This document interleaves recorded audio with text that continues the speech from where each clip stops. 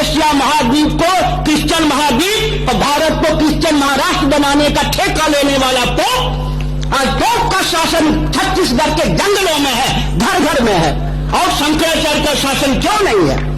इसका कारण क्या है?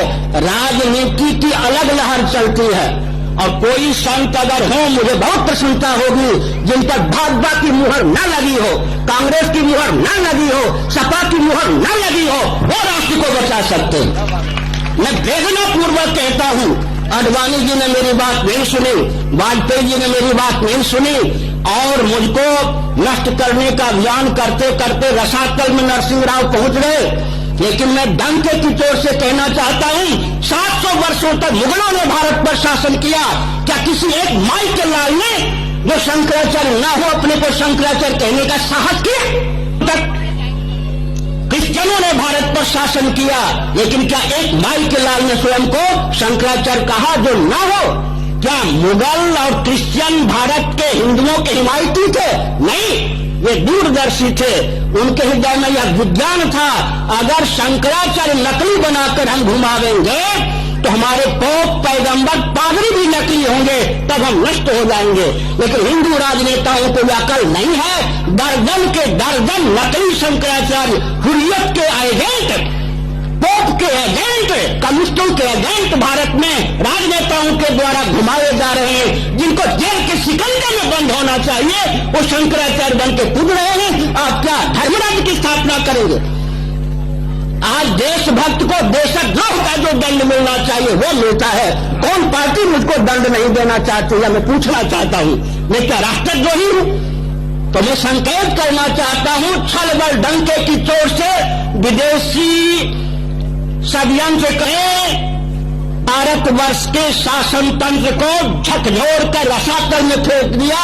एक भी भारत में ऐसा दल नहीं है जो सत्ता, लोलुपता, दूरदर्शिता से दूर रहकर केंद्र को संभाल सके। अब व्यास गद्दी पर भी विदेशी षड्यंत्रकारियों का आधिपत्य हो। पूरे एशिया महाद्वीप को क्रिश्चियन महाद्वीप और भारत को क्रिश्चियन महाराष्ट्र बनाने का ठेका लेने वाला पोप आज पोप का शासन छत्तीसगढ़ के जंगलों में है, घर घर में है, और शंकराचार्य का शासन क्यों नहीं है? इसका कारण क्या है? राजनीति की अलग लहर चलती है, और कोई संत अगर हो, मुझे बहुत प्रसन्नता होगी जिन पर भाजपा की मुहर न लगी हो, कांग्रेस की मुहर न लगी हो, सपा की मुहर न लगी हो, वो राष्ट्र को बचा सकते हैं। मैं वेदनापूर्वक कहता हूं, आडवाणी जी ने मेरी बात नहीं सुनी, वाजपेयी जी ने मेरी बात नहीं सुनी, और मुझको नष्ट करने का अभियान करते करते रसातल में नरसिंह राव पहुंच गए। लेकिन मैं डंके की चोट से कहना चाहता हूं, 700 वर्षों तक मुगलों ने भारत पर शासन किया। क्या किसी एक माई के लाल ने, जो शंकराचार्य न हो, अपने को शंकराचार्य कहने का साहस किया? क्रिश्चियनों ने भारत पर शासन किया, लेकिन क्या एक माई के लाल ने स्वयं को शंकराचार्य कहा जो न हो? क्या मुगल और क्रिश्चियन भारत के हिंदुओं के हिमायती थे? नहीं, वे दूरदर्शी थे। उनके हृदय में यह विज्ञान था, अगर शंकराचार्य नकली बनाकर हम घुमावेंगे तो हमारे पोप, पैगंबर, पादरी भी नकली होंगे, तब हम नष्ट हो जाएंगे। लेकिन हिंदू राजनेताओं को यह अकल नहीं है। दर्जन के दर्जन नकली शंकराचार्य, हुर्रियत के एजेंट, पोप के एजेंट, कम्युनिस्टों के एजेंट भारत में राजनेताओं के द्वारा घुमाए जा रहे हैं, जिनको जेल के शिकंजे में बंद होना चाहिए, वो शंकराचार्य बन के कूद रहे हैं। आप क्या धर्मराज्य की स्थापना करेंगे?